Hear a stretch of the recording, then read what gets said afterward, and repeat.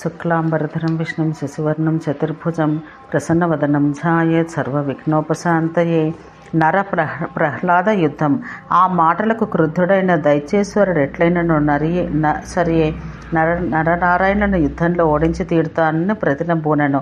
అంతటా ఆ రాక్షసరాజు తన సేనలను అరణ్యపు సరిహద్దుల్లో నిలిపివేసి తానొక్కడే వెళ్ళి వాళ్లను యుద్ధానికి రమ్మని ధనుష్టంకారం గావించెను. ఆ కఠోర శబ్దాన్ని విని నరుడు తన అజగవ చాపాన్ని ఎక్కుపెట్టి వాడైన బాణాలను పెక్కింటిని శత్రువుపై వదలను. దైత్యేశ్వరుడు వాటన్నింటినీ తన బంగారు రెక్కలు గల బాణాలతో ఖండించి వేశాడు. తన బాణాలను దైత్యుడు ఖండించుట చూసి క్రుద్ధుడైన నరుడు తన మహాధనువును ఎక్కుపెట్టి రకరకాల బాణాలు గుప్పించసాగెను. నరుడు వేసిన ఒక్కొక్క బాణానికి 2 బాణాలతో రాక్షసరాజు బదులు ఇచ్చాడు. నరుడు 3 బాణాలు వేయగా అతడు 4 వేసెను. 5 వేయగా 6 తీవ్ర శరాలను గుప్పించెను. ఋషీశ్వరుడు 7 బాణాలు వేయగా రాక్షసుడు 8 ప్రయోగించెను. నరుని 9 బాణాలకు 10 బాణాలతో బదులొసగెను. నరుడు 12 వేయగా దైత్యుడు 15 ప్రయోగించెను. తర్వాత నరుని 36 శరాలను 72 బాణాలతో విఫలం చేశాడు. నరుడు 100 బాణాలు ప్రయోగించగా దైత్యవల్లభుడు 300 బాణములు వదలను. అంతట ధర్మపుత్రుడు 600 బాణములు వేయగా రాక్షసపతి 1000 బాణాలు గుప్పించెను. అనంతరం క్రోధోన్మత్తులై వారు ఉభయులు అసంఖ్యాకాలుగా బాణాలు పరస్పరం గుప్పించుకున్నారు.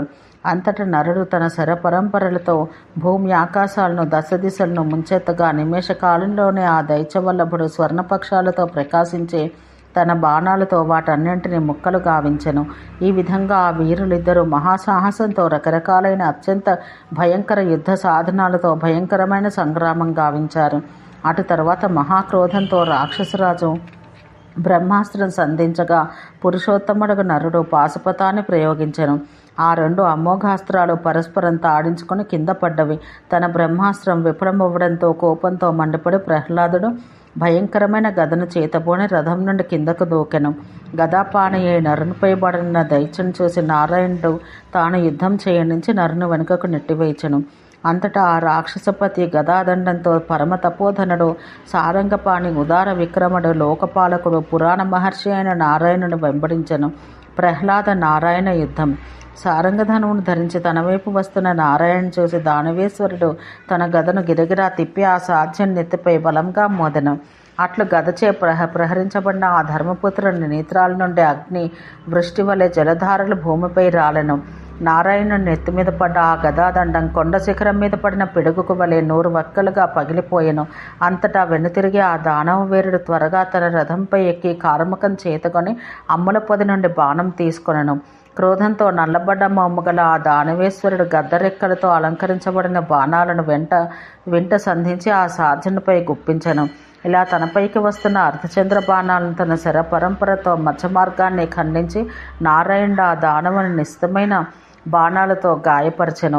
ఆ విధంగా ఆ వీరులిద్దరూ ఒకరినొకరు తీవ్రంగా బాణములతో భేదించుకొనిరి. సాధ్య దైత్యుల ఆ భీకర సంగ్రామాన్ని తిలకించిన దేవతలు గగనతలాన నిలబడి దుందుపులు మోగిస్తూ ఆ వీరులపై పుష్పవృష్టి కురిపించిరి. ఆ విధంగా ఆకాశాన్ని నుంచి తిలకిస్తున్న దేవతలకు ప్రీతివర్ధకంగా ఆ వీరులు అద్భుత సంగ్రామం చేశారు.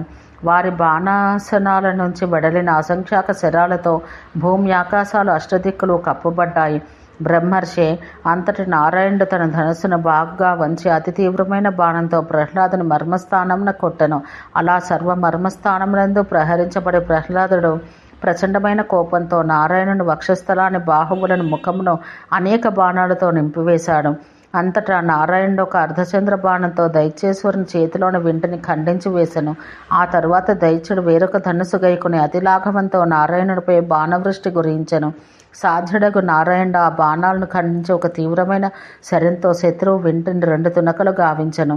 వెంటనే దైత్యుడు వేరొక ధనుస్సు గైకొన్నంతని దాన్ని కూడా ఆ పురుషోత్తముడు రెప్పపాటులో త్రుంచివేసెను. ఈ విధంగా రాక్షసరాజు బాణాసనాలను ఎన్నింటినో ఖండించి వేశాడు. తన కార్మికాలన్నీ ఆ విధంగా ఖండించబడట చూసి క్రోధ తామ్రాక్షుడై దైత్యపతి అతి భయంకర సుదీర్ఘం సర్వలోహమయమైన పరిగను గైకొనను. ఆ ప్రచండమైన పరిగనాథుడు భయంకరంగా తిప్పుతుండగా దాన్ని నారాయణుడు ఒక బాణంతో ముక్కలు గావించెను. పరిగ తునకలు కాగా శ్రీమంతుడైన ప్రహ్లాదుడు ముద్గరము అనే ఆయుధాన్ని తీసుకొని అతి వేగంగా తిప్పి నారాయణునిపై విసిరెను. మహాముని ఆ వస్తున్న ముద్గరాన్ని నారాయణుడు 10 బాణాలతో శతతాభిన్నం గావించెను. ముద్గరం వ్యర్థం కాగా దైత్యుడు ప్రాసమని ఇంకొక ఆయుధాన్ని ప్రయోగించగా దాన్ని కూడా ధర్మపుత్రుడు ఖండించి వేశాడు. అంత దైత్యపతి శక్తి అనే వేరొక ఆయుధాన్ని ప్రయోగించగా దాన్ని కూడా తీవ్ర బాణాలతో ఆ తపస్వి ఆపివేశాడు. నారద, ఆ శస్త్రాలు ఆ విధంగా వ్యర్థం కాగా ఆ దానవుడు వేరొక మహాధనుస్సును తీసుకుని నలువైపులా బాణములు కురిపించను. అంతటా జగద్గురువగు నారాయణుడు ఒక బాణమున తాను ఆ దైత్యుని వక్షం భేదించెను. అద్భుత కర్ముడగా ఆ తపోధనుంచే వక్షం విదీర్ణం కాగా ఆ దైత్యుడు రథంపై ఒరిగిపోయాను. వెంటనే సారథి అతన్నచ్చటి నుండి దూరంగా కొనిపోయాను. అచిరకాలంలోనే మూర్ఛ నుండి తేరుకొని దానవపతి వేరొక దృఢ చాపాన్ని తీసుకొని మరల యుద్ధానికి తలపడెను. అంతటా నరాగ్రజుడు అతన్ని చూచి, దైత్యేంద్ర, రేపు ప్రాతకాలాన మరలా యుద్ధం చేయదము. ఇంతటా వెళ్ళి నిత్యాహ్నికములు నెరవేర్చుకొనమనెను. నారాయణుని మాటలు విని దైత్యనాథుడు నైమిసారణ్యానికి వెళ్ళి ఆహ్నిక కృత్యాలు నెరవేర్చుకొనెను.